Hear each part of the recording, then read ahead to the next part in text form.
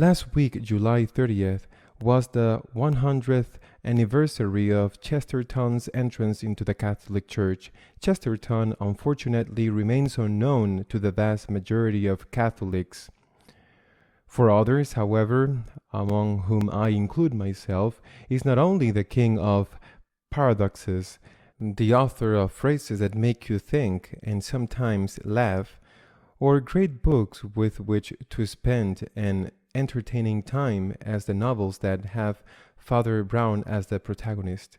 Chesterton, for many, I repeat, and certainly for me, spiritual father, and is a spiritual father that helps me to live as a Catholic in a time like this, in which many within the Catholic Church are determined to continue calling themselves Catholics and to continue belonging to a church that they want to be called Catholic, but at the same time they are trying to stop it from being Catholic. They want to be Catholics in the Catholic Church without the Catholic Church being Catholic. This is a paradox, and of course this is what we're living, and Chesterton helps me a lot in this.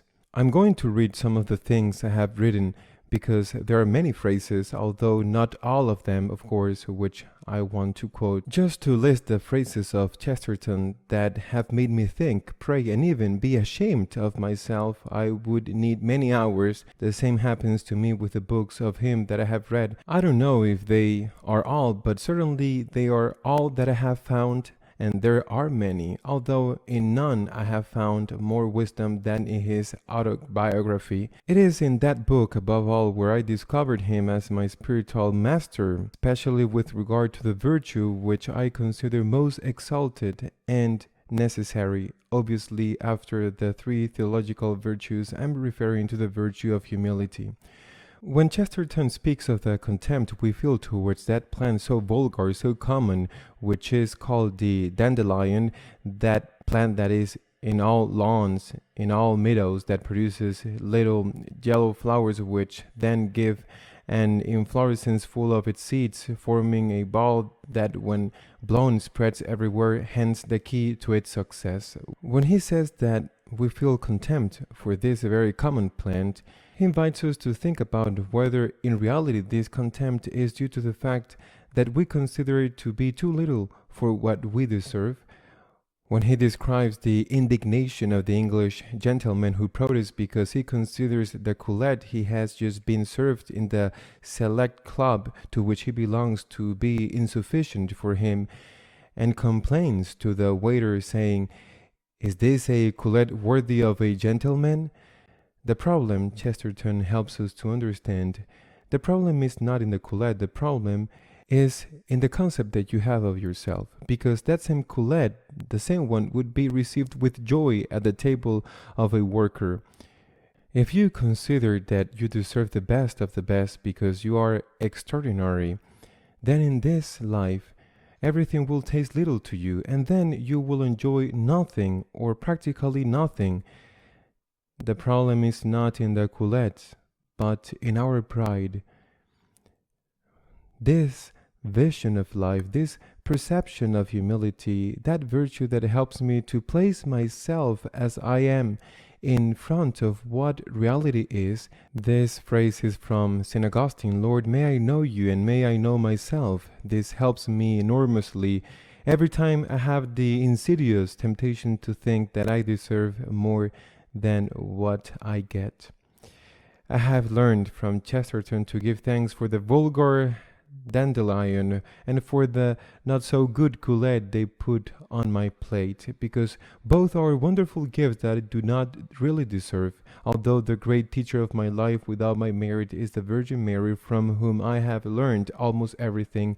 In the chapter of gratitude that constitutes the essence of the charism of the Franciscans of Mary, Chesterton has not been an occasional ray of light illuminating a night of stormy darkness, but a permanently burning spotlight. There can be no gratitude without humility, and there can be no humility without one's knowing who God is and what God has done for him, and how little one deserves it oneself. Only in this way it is possible to live in permanent amazement before a sunset, as if it were the first time you see it, even though you see it almost every day, or to thank God because you have a culette to eat, even if it is not of the highest quality. Humility precedes thankfulness and provokes it. Chesterton says, when we were children, we were grateful to those who filled our stockings for Christmas. Why not thank God for filling our stockings with our feet? Chesterton says this and helps us to realize that we should not only give thanks for our socks, but for our feet, even if we didn't have socks or didn't have the best socks in the world. In his wonderful biography of St. Francis, which I highly recommend, he says, Francis mixed all his thoughts with his gratitude, because he had discovered that he owed God an infinite debt. And in another of his works, he returns to this thought. It constitutes the highest and holiest of words, that he who knows very truly that he will not be able to pay his debt is always paying it, always throwing things into a bottomless abyss of unfathomable gratitude. Amazement, humility, gratitude, three virtues that I have discovered more deeply thanks to Chesterton. But also, as I said, I consider him a master to face the confusing times in which we are living. He became a Catholic because he discovered that here is the fullness of truth, and even then he felt disappointed with the Anglican flexibility. He was looking for certainties and not relativism, and he found them in the Catholic Church. Perhaps today that disappointment would be produced by a sector of this Catholic Church so different from the one he entered. What he said about Christ is valid today even more than then, when they try to modernize his message by suppressing what the world does not like. He said, there is no word of truth in that the ideas of Jesus of Nazareth were adequate to his time and no longer adequate to ours. The end of his story suggests, perhaps, to what extent they were precisely inadequate to his time. Or that other phrase about what he was looking for and found in the Catholic Church. We don't want a religion that is right when we are right. What we want is a religion that is right when we are wrong. A religion where one can interpret the Second Vatican Council, after Chesterton, in continuity with tradition without being thrown out of the church for it, or where you can pray the rosary without being seen as a freak, as a traditionalist enemy of the true faith. He says, I don't want to belong to a religion in which I am allowed to possess a crucifix. I have the same feeling in regard to that other matter more exposed to the controversy of men, that of the Blessed Virgin. If people don't like that cult, they are right not to be Catholic. But I want those who are Catholic to be called Catholic.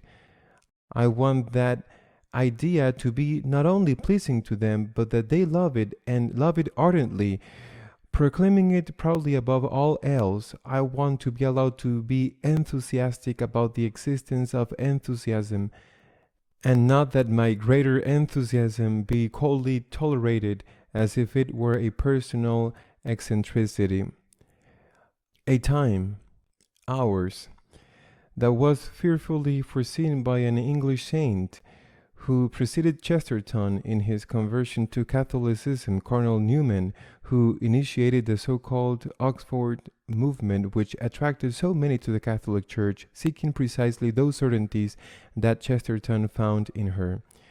Newman wrote, I thank God to live in an age when the enemy is outside the Church, and to know where he is and what he is up to, but I foresee a day when the enemy will be both inside and outside the Church, and I pray now for the poor faithful who will be victims of a crossfire.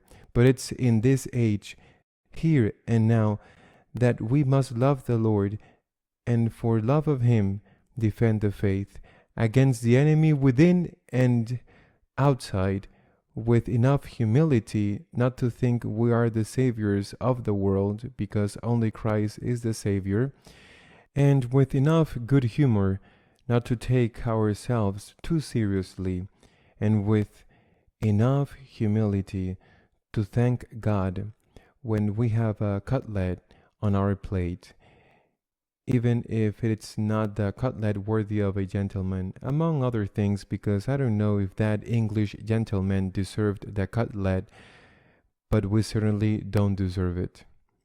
See you next week, God willing.